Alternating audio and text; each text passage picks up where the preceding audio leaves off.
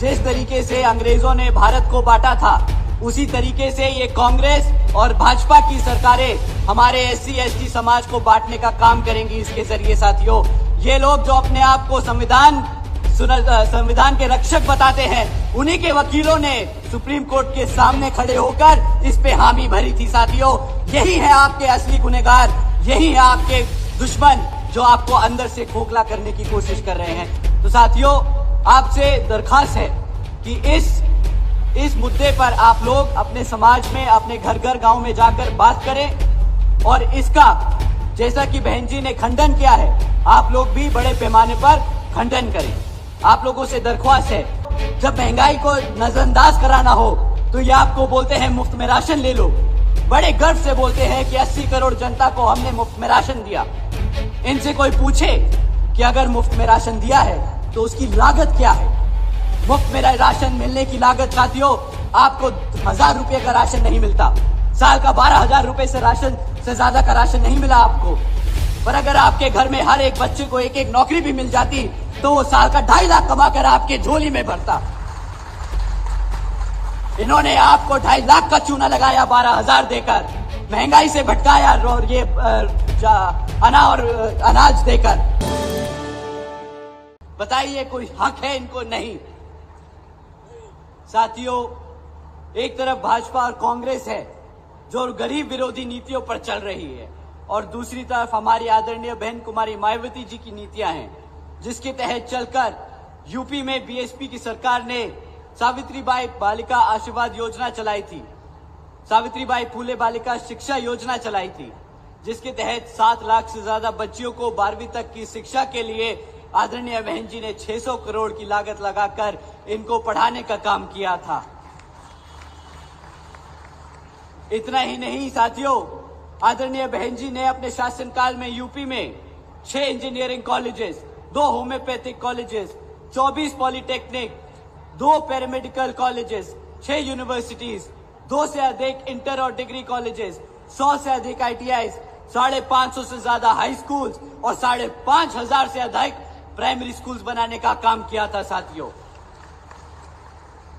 और अभी इतिहास में पहली बार हमारे सरकारी स्कूल्स, हॉस्टल्स और कॉलेजेस में हमारे सभी OBC, गरीब और वंचित समाज के बच्चों के लिए 27% आरक्षण के इंतजाम किया था साथियों। भारत में पहली बार ऐसा हुआ था। तो साथियों, ये लिस्ट इतनी लंबी है कि अगर मैं आपको पूरी लिस्ट सुनाने बैठूं तो मेरा गला सूख जाएगा और समय खत्म हो जाएगा, परंतु वो लिस्ट खत्म नहीं होगी। इसी तरह मुझे पूरा विश्वास है, बहन जी को पूरा विश्वास है कि जब आप आदरणीय अभय सिंह चौटाला जी को मुख्यमंत्री बनाकर चंडीगढ़ की गद्दी पे बिठाएंगे तो उसी तरह, उतनी मेहनत से आपके बच्चों के लिए स्कूल्स और कॉलेजेस खोलेंगे। साथियों, आज यहां पर रोजगार के नाम पर पिछले 10 सालों में इतना बड़ा मजाक हुआ है कि आज यहां 40% युवा बेरोजगार घूम रहा है। हमारा हरियाणा का 40% युवा बेरोजगार घूम रहा है। इतना ही नहीं साथियों, बीजेपी पिछले 10 सालों से सरकार में लगातार आसीन है, उसके बाद भी आज यहां 2 लाख सरकारी नौकरियां खाली पड़ी है। एक तरफ लेकर कुल मिलाकर एक तरफ 40% युवा रोजगार मांगता है और दूसरी तरफ सरकार के पास 2 लाख सरकारी पद खाली पड़े हैं।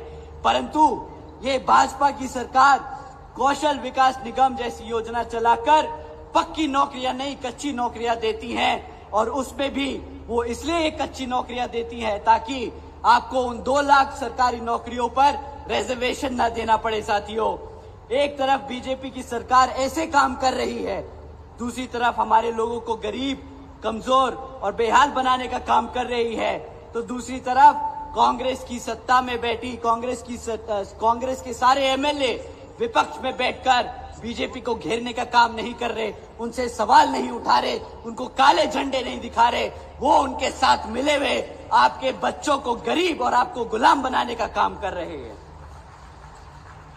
साथियों, एक तरफ तो ये कांग्रेस और भाजपा ही है, दूसरी तरफ बहन जी की सरकार के दौरान 90,000 से अधिक शिक्षकों को रोजगार मिला था, 1 लाख से अधिक सफाई कर्मचारियों को रोजगार दिया गया था, 2 लाख से अधिक जवानों को पुलिस फोर्स में भर्ती किया गया था और 30 लाख से अधिक हमारे अपर कास्ट समाज के कमजोर बच्चों को विभिन्न सरकारी नौकरियों देने का काम किया था। साथियों, ये सिर्फ 5 साल का काम है, ये सिर्फ 5 साल का काम है। एक तरफ भाजपा 10 साल से राज कर रही थी, उससे पहले कांग्रेस 10 साल से राज कर रही थी और आज भी 40% युवा बेरोजगार है। तो बताइए, इनकी मंशा पे आपको शक होता है कि नहीं? लगता है कि ये लोगों ने गद्दारी करी है कि नहीं? साथियों, इतना ही नहीं, बहन जी के शासनकाल में सरकार के दौरान कृषि और एवं संबंधित कार्यों में मिनिमम वेज जिसको भी 55 रुपए से बढ़ाकर 100 रुपए कर दिया गया था प्रतिदिन। इतना ही नहीं, क्रीमी लेयर की वार्षिक आय को भी 3 लाख रुपए से बढ़ाकर 5 लाख रुपए करा था। और यहाँ पर हमारे किसान भाई बैठे हैं, उनको जानकर हैरानी होगी, रातों रात आदरणीय बहन जी ने गन्ना के दाम दुगने कर दिए थे। जिस तरीके से यहाँ पर आदरणीय अभय जी सरकार में आकर आपके लिए करेंगे। साथियों, बहन जी के गवर्नेंस मॉडल के तहत चलकर ही बसपा की सरकार ने प्रदेश के सभी समाज के लोगों को अपने पैरों पर खड़ा कर उनको स्वाभिमान से जीने का अधिकार दिलाया। और अब साथियों, अगर हम महंगाई की बात करें, अगर महंगाई की बात करें तो महंगाई भी आसमान छू रही है। एक समय था जब ये भाजपा के लोग सड़क पर से गैस का सिलेंडर लिए घूमते थे, बोलते थे 400 रुपए का गैस सिलेंडर बहुत महंगा है। और आज आप गैस का सिलेंडर का दाम पता करा लीजिए साथियों, आज गैस का सिलेंडर 1000 रुपया पार कर चुका है। अब इनको गैस का सिलेंडर याद नहीं आता, अब इनको स्टारबक्स में कॉफी पीनी है, अब इन्हें पिज्जा हट में पिज्जा खाना दिख रहा है, पर इनको गैस का सिलेंडर हमारी माताओं बहनों का नहीं दिखता महंगा। साथियों, जब महंगाई को नजरअंदाज कराना हो तो ये आपको बोलते हैं मुफ्त में राशन ले लो, बड़े गर्व से बोलते हैं कि 80 करोड़ जनता को हमने मुफ्त में राशन दिया।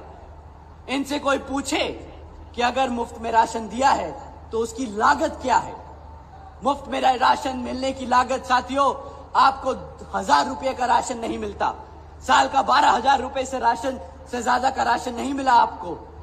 पर अगर आपके घर में हर एक बच्चे को एक एक नौकरी भी मिल जाती तो वो साल का 2.5 लाख कमाकर आपके झोली में भरता। इन्होंने आपको 2.5 लाख का चूना लगाया 12,000 देकर, महंगाई से भटकाया और ये अनाज देकर। तो साथियों, ऐसी स्कीमों से आपको गुलाम बनाने का काम किया जा रहा है, आपको बच्चों को रोजगार देकर अपने पैरों पर खड़ा नहीं। साथियों, अगर यहां पर आप एनएलओ और बसपा की सरकार को बनाएंगे तो जिस तरीके से यूपी में बहन जी ने लोगों को रोजगार देने का काम किया, उससे दुगनी तेजी से यहां पर श्री अभय सिंह चौटाला जी आपके बच्चों को रोजगार देने का काम करेंगे। साथियों, इन्हीं कुछ जरूरी बातों के साथ ही अब आप सभी लोगों से मेरी व खासकर आदरणीय बहन कुमारी मायावती जी की भी ये विशेष अपील है कि इस विधानसभा आम चुनाव में आप सभी लोग हर मोर्चे पर सावधान रहें। आपका वोट बहुत कीमती है, आपका वोट कोई खरीद ना पाए, आपका वोट कोई लूट ना पाए, आपका वोट कोई पढ़ने से रह ना जाए। साथियों, जाति बिरादरी, धन बल, मंदिर मस्जिद या किसी भी भावना आदि के नाम पर कोई स्वार्थी अपने जाल में फंसाकर आपके वोट का दुरुपयोग ना कर ले, क्योंकि साथियों, देश के हर एक महिला, पुरुष व युवा को वोट डालने का अधिकार यहाँ परम पूज्य बाबा साहब डॉक्टर भीमराव अंबेडकर जी की अति महत्वपूर्ण देन है। मैं आप सभी से एक बार फिर से खास अपील करता हूं कि आप लोग यहाँ अपने अपने क्षेत्रों में जहां बसपा और एनएलओ के विधानसभा उम्मीदवार चुनाव लड़ रहे हैं, तो आप उन लोगों को वोटिंग मशीन पर बसपा का हाथी चुनाव चिन्ह और एनएलओ का चश्मे का चुनाव चिन्ह के सामने वाले बटन को दबाकर यहां पर उन्हें भारी मतों से जिताकर विधानसभा में भेजने का काम करें, ताकि आने वाले समय में आप सब हमारे अपने श्री अभय सिंह चौटाला जी को मुख्यमंत्री के रूप में देखकर आपके लिए काम करने का मौका दें। अब अंत में मैं अपनी बात यहाँ खत्म करने से पहले अपनी सारी माताएं बहनें, सारे बड़े बुजुर्ग, हमारे सभी युवा साथी, हमारे सभी प्रेस के, हमारे मेहनतकश गीतकार, हमारे सभी कार्यकर्ता और नेतागण, आप सभी का मैं तहे दिल से धन्यवाद करता हूं और आपसे विनती करता हूं कि अब हमारे मुख्य अतिथि श्री अभय सिंह चौटाला जी की आप बात सारी ध्यान से सुने। वो आपको आकर बताएंगे कि किस तरह आपके लिए यहाँ पे काम किया जाएगा। तो एक बार जोरदार तालियां हमारे श्री अभय सिंह चौटाला जी के लिए।